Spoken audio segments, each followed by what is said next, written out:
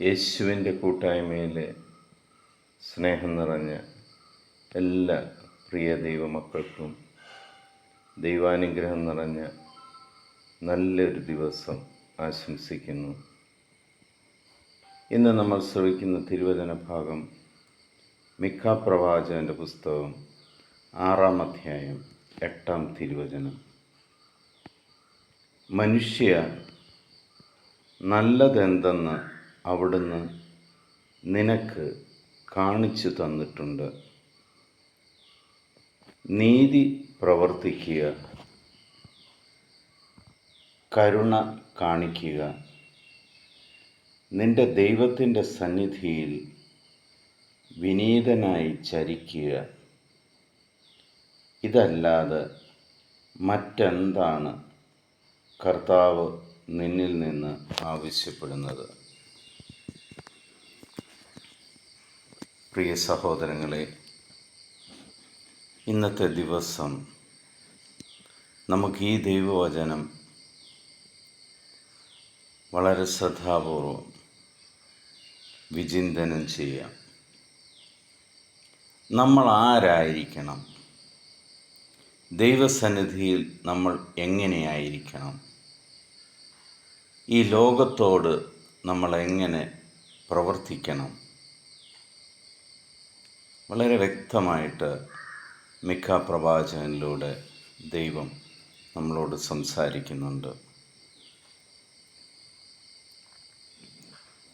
നമ്മുടെ ജീവിതത്തിൽ നല്ലത് എന്തെന്ന് വളരെ വ്യക്തതയോടെ ദൈവം നമുക്ക് കാണിച്ചു തന്നിട്ടുണ്ട്. അതിലേറ്റവും പ്രധാനപ്പെട്ട കാര്യമാണ് നീതി പ്രവർത്തിക്കുക എന്നുള്ളത്. ആരെയും വേദനിപ്പിക്കാതെ, ആരിൽ നിന്നും ഒന്നും പിടിച്ചെടുക്കാതെ, അർഹമായതെന്തും മറ്റുള്ളവർക്ക് കൊടുക്കത്തക്കവണ്ണം ലോകത്തിൻ്റെ മുന്നിൽ നീതി പ്രവർത്തിക്കുക. വേദനിക്കുന്നവരോട്, സഹജീവികളോട് കരുണ കാണിക്കുക. ദൈവസന്നിധിയിൽ ഞാൻ വലുതവനാണ് എന്ന് ചിന്തിക്കാതെ ദൈവസന്നിധിയിൽ വിനീതനായി എളിമപ്പെട്ട് ജീവിക്കുക.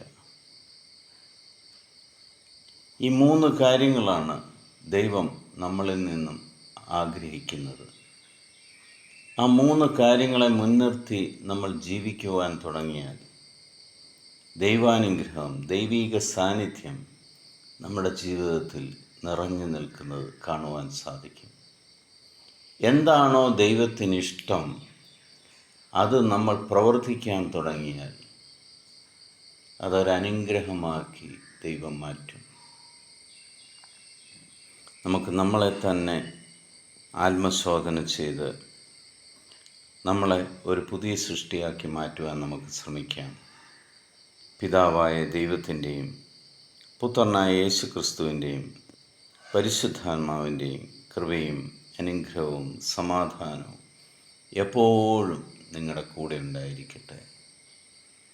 ഈ നിമിഷം ലോകത്തിലെ 830 കോടിയിലധികം വരുന്ന എല്ലാ മക്കളെയും ദൈവത്തിൻ്റെ ബലിപീഠത്തിലേക്ക് നമുക്ക് സമർപ്പിക്കാം.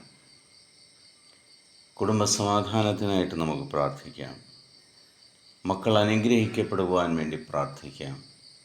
മക്കളുടെ കൂടെ പരിശുദ്ധാത്മാവിൻ്റെ നിറസാന്നിധ്യം ഉണ്ടാകുവാൻ വേണ്ടി പ്രാർത്ഥിക്കാം. കർത്താവ് അവരെ കൈപിടിച്ച് നടത്തുന്നതിന് വേണ്ടി പ്രാർത്ഥിക്കാം.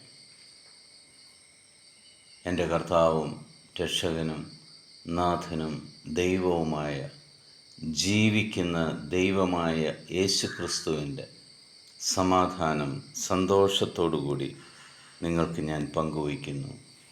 ഈശോ മിശിഹായ്ക്ക് സ്തുതിയായിരിക്കട്ടെ.